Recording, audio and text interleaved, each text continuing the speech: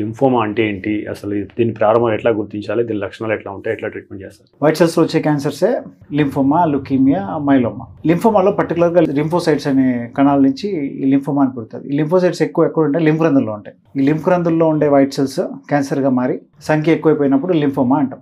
Lymph గ్రంథులు అనేవి మన శరీరంలో అన్ని ప్రాంతాల్లో ఉంటాయి. మెడలో ఉంటాయి, చంకల్లో ఉంటాయి, గజ్జల్లో ఉంటాయి, బాడీ అంతా ఉంటాయి. బేసికల్లీ ఇవన్నీ ఏంటంటే మల్టిపుల్ పోలీస్ స్టేషన్లు అని చెప్పొచ్చు. ఒక్కొక్క చోట ఒక్కొక్కటి, అంటే ఆ ప్రాంతంలో ఉండే ఇన్ఫెక్షన్ని కంట్రోల్ చేస్తూ ఉంటాయి. వాటిల్లో మధ్యలో వచ్చే మ్యుటేషన్స్ వల్ల అవి క్యాన్సర్గా మారిపోతాయి. ఈ లింఫోమా హాడ్స్కిన్స్ లింఫోమా, నాన్ హాడ్స్కిన్ లింఫోమా 2 రకాలు ఉంటాయి అన్నమాట. సో ఏజ్ గ్రూప్ జనరల్గా యంగ్ అడల్ట్స్లో కానీ, రేర్గా చిన్నపిల్లల్లో, కామన్గా పెద్దల్లో వచ్చే జబ్బు అని చెప్పొచ్చు. వీటికి లుకీమియాస్కి మైలోమాకి కొద్ది తేడా ఉంటుంది. ఇవి ప్రజెంటేషన్ కానీ కొద్దిగా వాటి అంత అగ్రెసివ్ ఉండవు. ట్రీట్మెంట్ కూడా కొద్దిగా డిఫరెంట్ ఉంటుంది. సెషన్స్ కానీ తర్వాత నంబర్ ఆఫ్ డ్రగ్స్ కానీ కొద్దిగా లిమిటెడ్గా ఉంటాయి ఈ లింఫోమా పేషెంట్స్లో. మీరు తీసుకునే అదే మందులు, అదే నాణ్యమైన మందులు మెడ్ ప్లస్ బ్రాండ్స్ పై సగం ధరకే.